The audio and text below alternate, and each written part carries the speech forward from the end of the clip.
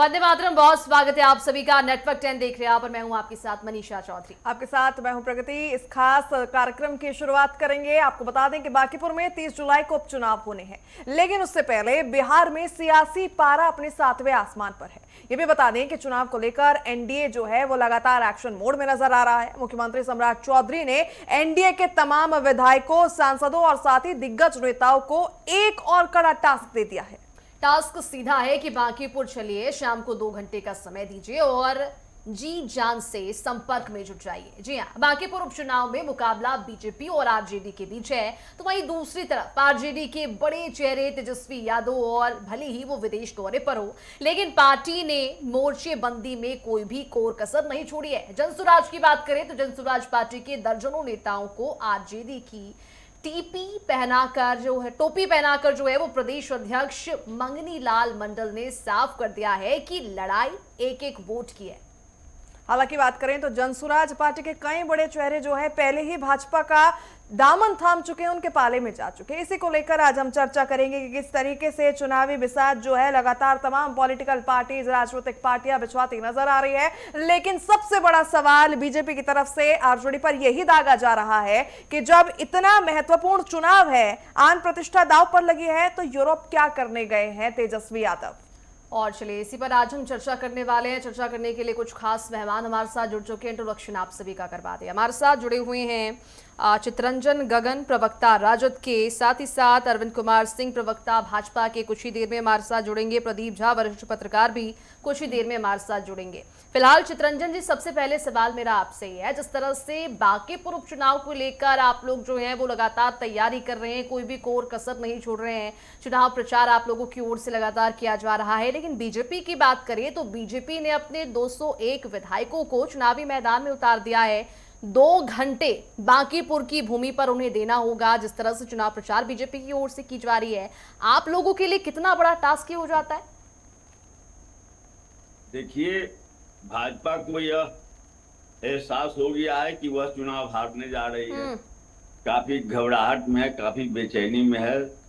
चुनाव के शुरू में ही उसको कैंडिडेट बदलना पड़ा और हताशा और निराशा की स्थिति उसके सामने में है। जिस ढंग से वह बोलती थी कि हम यहाँ पर किसी को कुत्ता बिलाई किसी को खड़ा कर देंगे, चुनाव जीत जाएंगे, और आज जो है कि आज न केवल विधायक, टोटल मंत्रिमंडल जो है उसको जो है सो कैंप करने के लिए कह दिया गया है। कैंप किए हुए हैं लोग बांकीपुर में।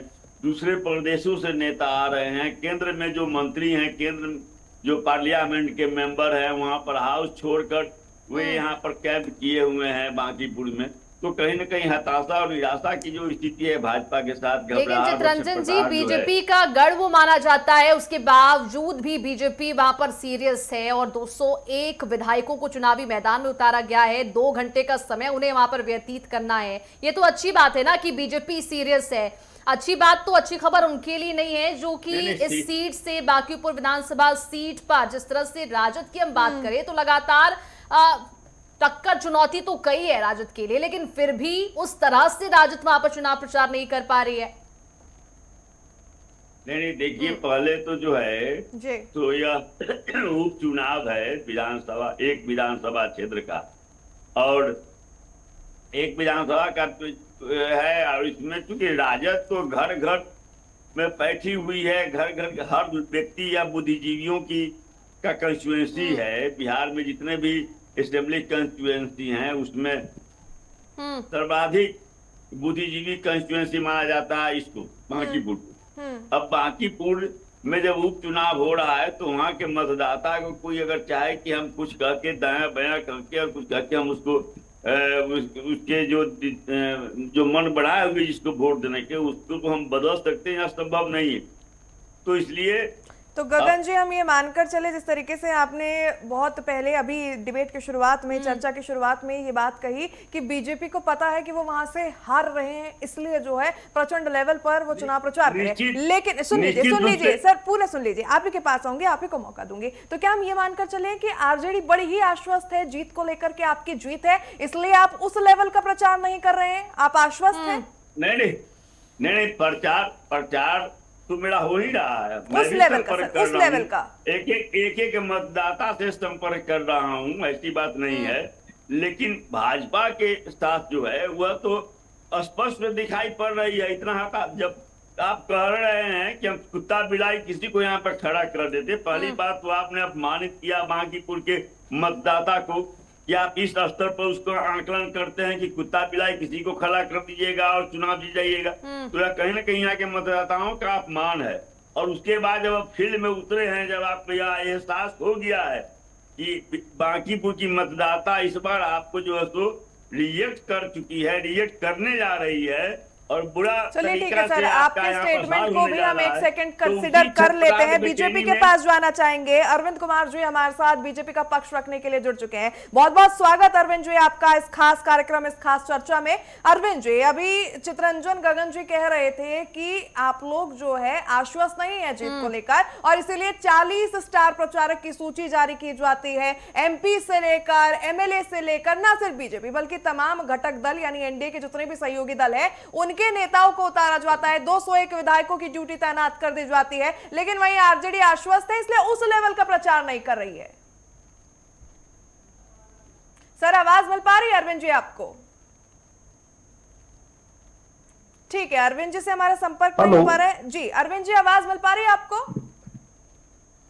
अरविंद जी तक हमारा ऑडियो क्लियरली नहीं पहुंच पा रहा है, दोबारा से संपर्क साधने की कोशिश करेंगे। ठीक है, चित्रंजन गगन जी का ही रुख करना चाहेंगे। चित्रंजन जी, कहीं ना कहीं सवाल ये भी उठ रहे हैं, सरकार भी जो है हमलावर है कि तेजस्वी यादव कहाँ है, क्योंकि बेहद मान के चलना ही पड़ेगा कि महत्वपूर्ण ये उपचुनाव है, क्योंकि ये सीट ऐसी है जो बीजेपी का अवैध दुर्ग माना जाता है। नितिन नबीन की खाली की गई सीट है, उससे पहले उनके पिताजी थे यहां से।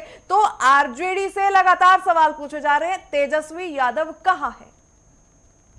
निश्चित रूप से हर चुनाव महत्वपूर्ण होता है, यह चुनाव महत्वपूर्ण है, लेकिन यह उपचुनाव है एक विधानसभा क्षेत्र का।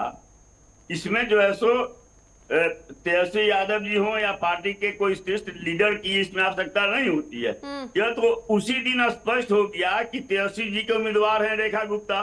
जिस दिन उनको टिकट मिल गया पार्टी का, जिस दिन वे नॉमिनेशन की, उसी दिन स्पष्ट हो गया। भाजपा के सामने तो जनता के बीच में जाने के लिए, कुछ करने के लिए कुछ है ही नहीं। किस आधार पर लेकिन गगन जी, ये नहीं लगता है कि तेजस्वी अगर होते तो रेखा गुप्ता का मनोबल जो है और ज्यादा बूस्टअप होता, क्योंकि 6-8 महीने पहले ही वो हार के आई हैं नितिन नबीन से, बूस्टअप हो जाता थोड़ा सा।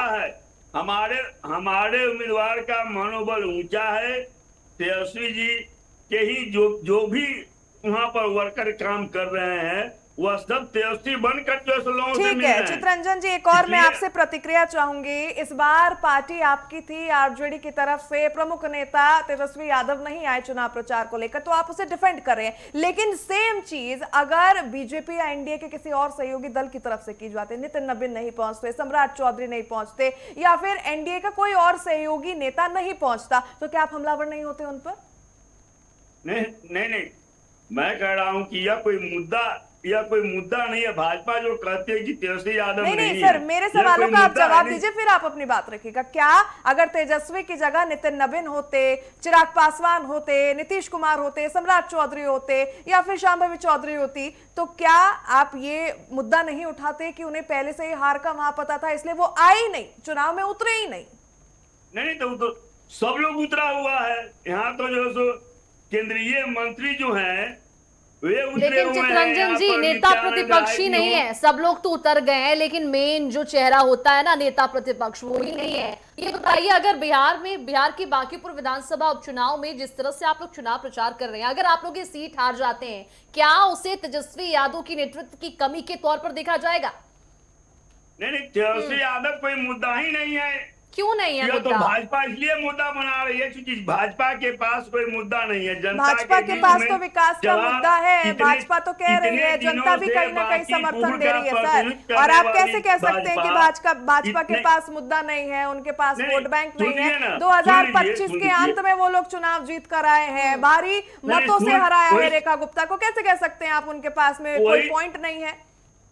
वही तो जवाब मैं दे रहा हूँ जी, बोलिए। कि तीनों सरकार उनकी, केंद्र सरकार उनकी, बिहार सरकार उनकी, नगर निगम उनका, और 40 वर्षों से लगातार भाजपा के लोग यहाँ प्रतिनिधित्व करते रहे हैं, बल्कि एक ही परिवार के लोग प्रतिनिधित्व करते रहे हैं। उसके बावजूद भी आज भी बांकीपुर की स्थिति जो पहले थी उससे ज्यादा बदतर हो गई।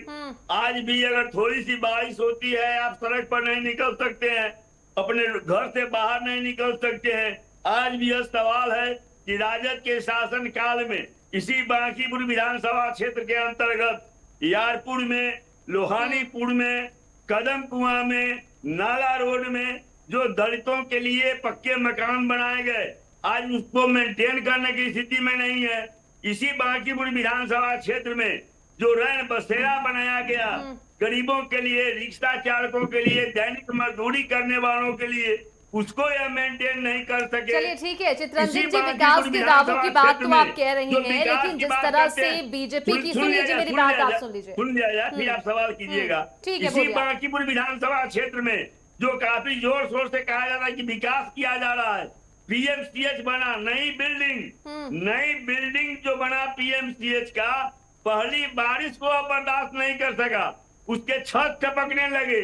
जानकेलॉजी विभाग में जो है तो वार्ड में पानी भर गया, डॉक्टर के चैम्बर में पानी भर गया। तो लोग देख रहे हैं किस मुंह से जाएंगे वोट मांगने के लिए? क्या इस आधार पर कि जो सो कल दिल्ली में जो परीक्षा के ईमानदारी पूर्वक परीक्षा हो, पेपर लीक आउट नहीं हो, इसके लिए जब छात्र वहां पर प्रदर्शन कर रहे हैं, ब्रूटली उनको पीटा गया, इसलिए वोट मांगेंगे? क्या इसलिए वोट मांगेंगे कि नीट की छात्रा की हत्या होने के बाद भी आज तक जो है सो दोषी हत्यारा नहीं पकड़ा गया? क्या इसलिए वोट मांगेंगे कि भ्रष्टाचार के खिलाफ लड़ने वाले भरत तिवारी की हत्या कर दी जाती है पुलिस के द्वारा? चलिए ठीक है चित्रंजन जी, आपने बोल लिया, मेरा सवाल सुन लीजिए, उसके बाद जवाब दीजिएगा। विकास के दावों की बात तो आप कह रहे हैं, कहीं ना कहीं भ्रष्टाचार हर सरकार में होती है। जिस तरह से बीजेपी की बात करें तो बीजेपी कोई कसर छोड़ना नहीं चाह रही है। 40 स्टार प्रचारकों की लिस्ट बीजेपी की ओर से पहले भी जारी किया गया, अब 201 विधायकों को जिम्मेदारी सौंपी गई है, हर 2 घंटे वहां पर समय व्यतीत करेंगे। आरजेडी, सुन लीजिए, सवाल सुन लीजिए ना पहले मेरा, उसके बाद बोलिएगा। आरजेडी की ओर से किस तरह से सूर तैयारी की जा रही है, क्योंकि बीजेपी का गढ़ माना जाता है, आप लोगों के लिए जो चुनौती है वो डबल कहीं ना कहीं हो जाती है। नहीं, हमारे वर्कर तो हर गली में हैं, हर टोले मोहल्ले में, हर वार्ड में हैं। तो हमारे जो वर्कर हैं, जमीनी वर्कर हैं, लोगों से संपर्क कर रहे हैं। यह बुद्धिजीवियों का कंस्टिट्यूएंसी है, वह सब देख रहा है कि क्या राज्य की स्थिति हो गई है, किस ढंग से उनको इतने दिनों तक ठगने का काम किया गया। 3 केंद्र से लेकर, राज्य से लेकर और नगर निगम पर उनका जो है उनकी सरकार है, उसके बावजूद भी उनकी समस्या जस की तस बनी हुई है। तो सारे चीजों को देख रहे हैं, शिक्षा हो, स्वास्थ्य हो, या कोई भी मामला हो, क्या उपलब्धि इनकी है वह देख रहा है, उसके आधार पर वह मूल्यांकन कर रहा है। इसलिए एक मौका वह जरूर देना चाहती है कि राष्ट्रीय जनता दल को मौका दिया जाए और एक जो सबक सिखाया जाए भाजपा को, कि भाजपा जो इसको समझती है कि यह मेरा बपौती संपत्ति है, यह कंस्टिट्यूएंसी, इसका जवाब दिया जाए। बांकीपुर के मतदाताओं के दिल में यह भावना है कि जो सो भाजपा जो समझती है कि हम किसी को खड़ा कर दे, कुत्ता बिल्ली को खड़ा कर दे, माने उसका यह ठीक है, रजिस्ट्री हो गया। जनता के मन में क्या है, जनता की क्या कुछ विचारधारा है, क्या कुछ व्यू पॉइंट है, वो 30 जुलाई को क्लियर हो जाएगा। ऐसे में सर सवाल मैं आपसे लेना चाहूंगी, चलिए ठीक है, एक बार के लिए कंसिडर कर देते कि बेहद जरूरी काम है तेजस्वी यादव को, इसलिए वो जो है यूरोप में है, लेकिन लालू परिवार से किसी और चेहरे को आपको नहीं लगता कि इस चुनावी रण क्षेत्र में उतरना चाहिए था? क्योंकि सर बात मानने की होगी कि जब कोई बड़ा आता है पार्टी का, कोई प्रमुख चेहरा आता है पार्टी का, तो कार्यकर्ताओं में भी जोश भरता है, जो उम्मीदवार है उसमें भी जोश भरता है।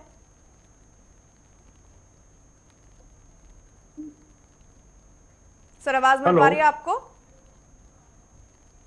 ठीक है, आवाज उनसे नहीं मिल पा रही है, उनकी कनेक्शन जोड़ने की कोशिश करेंगे। इसी बीच आपको बता दें कि 30 जुलाई को बांकीपुर विधानसभा क्षेत्र में उपचुनाव होना है। काफी हाई प्रोफाइल ये सीट मानी जाती है, क्योंकि बीजेपी का बीते 4 दशकों से ये अवैध दुर्ग है, और इस बार सीट जब नितिन नवीन ने खाली करी तो बीजेपी के लिए भी कहीं ना कहीं प्रतिष्ठा का ये सवाल हो जाएगा। नीरज कुमार सिन्हा बेहद यंग कैंडिडेट हैं, कार्यकर्ता हैं, जमीनी स्तर से जुड़े हुए, बूथ स्तर से जुड़े हुए, लेकिन वहीं आरजेडी की बात करें तो आरजेडी ने एक अलग तरीके से इस पूरे उपचुनाव को एंगल दे दिया है। उनकी तरफ से प्रत्याशी जो है वो रेखा गुप्ता है। ये वही उम्मीदवार है रेखा गुप्ता जो 2025 के विधानसभा चुनाव में हार गई थी, और अगर वोट परसेंटेज या फिर वोट के दायरों की बात करें तो 50,000 से ज्यादा वोटों से उन्हें हराया गया था। बिल्कुल, तो काफ़ी महत्वपूर्ण ये उपचुनाव होने वाला है, क्योंकि जिस तरह से नितिन नबीन का ये खाली किया हुआ सीट था, और ऐसे में बिहार की बात करें तो बिहार में जो सीट है वो काफ़ी महत्वपूर्ण होता है। उपचुनाव की बात करें तो उपचुनाव में बीजेपी और आरजेडी की ओर से कोई भी कोर कसर छोड़ी नहीं जा रही है। आरजेडी ने रेखा गुप्ता को यहाँ से प्रत्याशी बनाया है, तो वही बीजेपी की बात करें तो बीजेपी भी काफ़ी बढ़ चढ़कर यहाँ पर चुनावी प्रचार में जुटी हुई है, और बीजेपी ने यहाँ पर 201 विधायकों को चुनावी मैदान में उतार दिया है। ये विधायक जो हैं वो 2 घंटे बांकीपुर की जनता के बीच जाएंगे, अपना समय देंगे, जो भी मुद्दे हैं, विकास के मुद्दे, जिस तरह से बांकीपुर में बीजेपी ने विकास किया, तमाम पहलुओं पर जनता को अवगत कराएंगे। और जिस तरह से बांकीपुर विधानसभा उपचुनाव की बात करें तो ये सीट काफी महत्वपूर्ण इसलिए भी हो जाता है क्योंकि नितिन नबीन का ये गढ़ रहा है, और उनके राष्ट्रीय अध्यक्ष बनने के बाद ये सीट यहाँ पर खाली हो गई थी। अब इस सीट पर उपचुनाव है, और उपचुनाव को लेकर तमाम तरह की तैयारियां यहाँ पर की जा रही है। राजद की ओर से बात करें तो राजद की ओर से भी प्रत्याशी रेखा गुप्ता जो हैं वो लगातार चुनाव मैदान में जुटी हुई हैं, और यहाँ पर चुनाव प्रचार किया जा रहा है। वहीं दूसरी तरफ आरजेडी के बड़े चेहरे तेजस्वी यादव को लेकर भी लगातार सवालिया निशाना खड़े बीजेपी की ओर से दागे जा रहे हैं।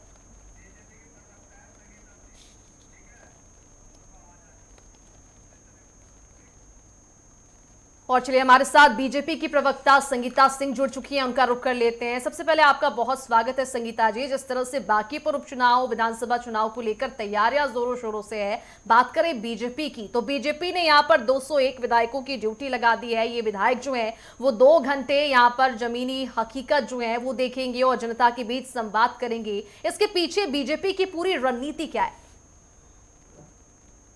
देखिए, पहले तो सभी को नमस्कार, गुड इवनिंग। देखिए, हमारी जो पार्टी है, चाहे चुनाव कोई भी हो, चाहे वो छोटा चुनाव हो, चाहे बड़ा चुनाव हो, चाहे लोकसभा का, राज्यसभा का, कोई भी चुनाव होता है, हम जमीन पे उतर के लोगों के लिए काम करने वाली पार्टी है। इसलिए हम जमीन पे 1 मिनट जी थोड़ा ठीक है, उनसे संपर्क करने मैं बाहर जी जी। देखिए, हमारी जो बीजेपी है वो हमेशा से जमीन पे काम करने वाली पार्टी है, ग्राउंड पे वर्क करने वाली पार्टी है। और ऐसा नहीं है, हम कोई भी चुनाव को गंभीरता से लेते हैं, चाहे वो लोकसभा का चुनाव हो, चाहे वो विधानसभा का चुनाव हो, चाहे पंचायत चुनाव हो, चाहे कोई भी या उपचुनाव हो। ऐसा नहीं है, शुरू से ही हमारे में हमारा जो संगठन है, हमारा जो परिवार है, हमारा जो एनडीए की सरकार है, वो सबका साथ, सबका विकास लेकर एक साथ चुनाव लड़ती है। और आने वाले समय में बांकीपुर में भी आप देख लीजिएगा, हम लोग प्रचंड जीत प्राप्त करने वाले हैं। ऐसे में संगीता जी देखिए विडंबना ये है क्योंकि बांकीपुर ऐसी सीट है वहां बीते 4 दशकों से 40 साल से आपका कब्जा है, अवैध किला उसे माना जाता है, लेकिन फिर भी एक उपचुनाव के लिए 40 स्टार प्रचारकों की सूची जारी होती है। उसके बाद मुख्यमंत्री स्पेशल तौर पर बैठक करते हैं, 201 विधायकों को जो है ड्यूटी में तैनात कर दिया जाता है। हर दिन 2 घंटे, 9 दिन बाकी है, उसके बाद भी इन शेष 9 दिनों में जनता के मूड को आप क्यों बदलना चाहते हैं? आपने तो विकास के दावे किए हैं, और विकास के दावे हैं तो जनता आपके साथ जाएगी। फिर क्या समस्या आ रही है कि हर 2 घंटे, माफ कीजिएगा, हर दिन जो है 2 घंटे जनता के साथ संवाद स्थापित करने के लिए सम्राट चौधरी कह रहे हैं? देखिए, मैंने आपको शुरू में ही कहा कि हम कोई भी चुनाव को गंभीरता से लेते हैं। हम अपने कार्यों को, जो कार्य हमने किए, हमारे आदरणीय माननीय जो राष्ट्रीय अध्यक्ष जिन्होंने बांकीपुर की काया ही बदल दी है, हर क्षेत्र में विकास हुआ है। चाहे आप कोई भी क्षेत्र चले जाइए, इंटीरियर में भी चले जाइए, वहां भी विकास हुआ है। जो सार्वजनिक सुविधाएं जो जनता को चाहिए, वो हर सब कुछ वहां प्रेजेंट है। तो लोगों तक ये बताना, लोगों तक पहुंचाना, हम हमेशा ग्राउंड पे ही काम करते हैं, ये जरूरी है। देखिए, अभी बहुत सारे नेता आपने देखे होंगे ऐसे आ जाते हैं जो कुछ समय पे एक्टिव हो जाते हैं और जैसे ही चुनाव खत्म हो जाता है साइलेंट मोड में चले जाते हैं। तो हमारी पार्टी ऐसी नहीं है। हम 24/7 काम करने वाले लोग हैं। हम जनता के बीच जाते हैं, जनता को बताते हैं, जनता को अपनी उपलब्धियां बताते हैं। तो यही तो विपक्ष का सवाल है। आरजेडी यही पूछ रहे थे आपके जुड़ने से पहले। चितरंजन जी है हमारे साथ, आरजेडी का पक्ष रखने के लिए हमारे प्रवक्ता है। चितरंजन जी यही बात कह रहे थे कि जब आपने 40 सालों में विकास किया है तो आपको अपनी उपलब्धियां गिनवाने की जरूरत नहीं पड़नी चाहिए, जनता के सामने वो पेश होगी तस्वीर।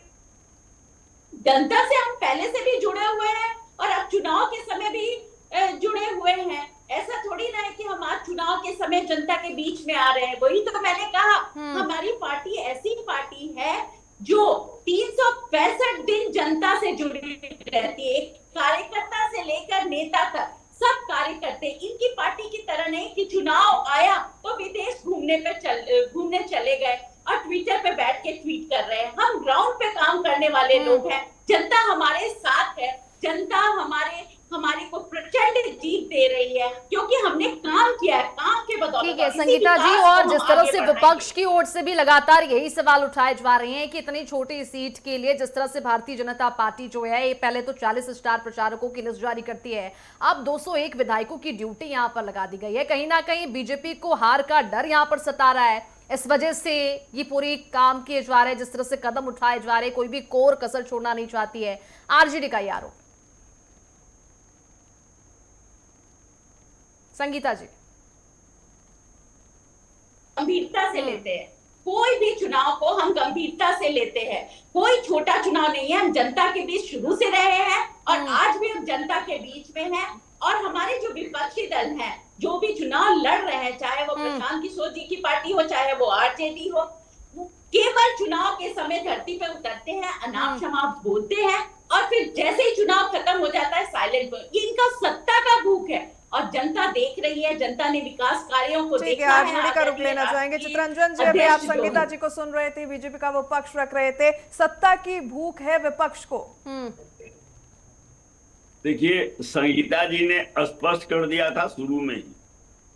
इन्होंने कहा कि हमारी पार्टी मतलब कि भाजपा जो है केवल चुनाव लड़ती, चुनाव के अलावा दूसरा कोई काम नहीं है। जनता के प्रति कोई जिम्मेवारी नहीं है।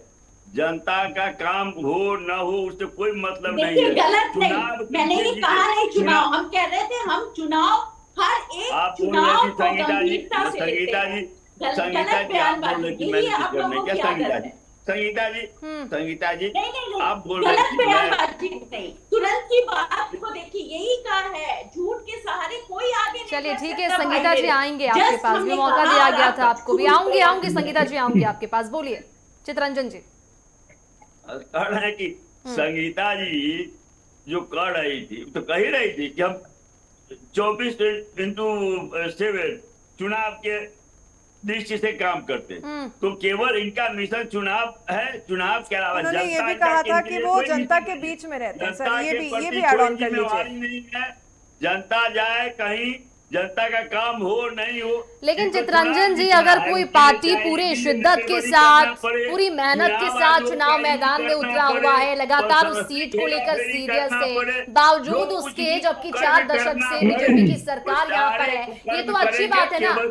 और जो पार्टी राजद की अगर हम बात कर ले तो राजद यहाँ पर सीरियस नहीं दिख रही है, हल्के में कहीं ना कहीं बागीपुर सीट को ले रही है। क्यों ऐसा? क्यों? अगर कोई काम किए हुए रहती तो आज यह स्थिति नहीं होता कि आज जो है सो पूरा सारे के सारे विधायक, सारे सांसद, पूरा बिहार सरकार, केंद्र सरकार में जो मंत्री हैं, बीजेपी की तरफ से विकास नहीं किया गया। इसी को लेकर एक सवाल मैं आपसे लेना चाहूंगी सर चितरंजन जी। ये सवाल मेरा आपसे ये रहेगा कि अगर रेखा गुप्ता जीतती है तो क्या कुछ रोड मैप आप लेकर चल रहे हैं? जनता को किस तरीके से आप कहेंगे कि हमें वोट दीजिए, अगर आप हमें विजय बनाते हैं तो बीजेपी के कंपैरिजन में ये काम बेहतर होगा? निश्चित रूप से मैंने कहा ना कि जो काम हमने किया उसको भी यह जो सो मेंटेन नहीं कर सकी। जो आवास बनाया गया, पक्के मकान बनाए गए दलितों के लिए, इन्होंने नहीं किया। इन्होंने तो केवल लूटने का काम किया है। कौन? अरे भाई संगीता जी, पीएमसीएच अभी ना बना है, इसी बागीपुर कंस्टिट्यूएंसी में है।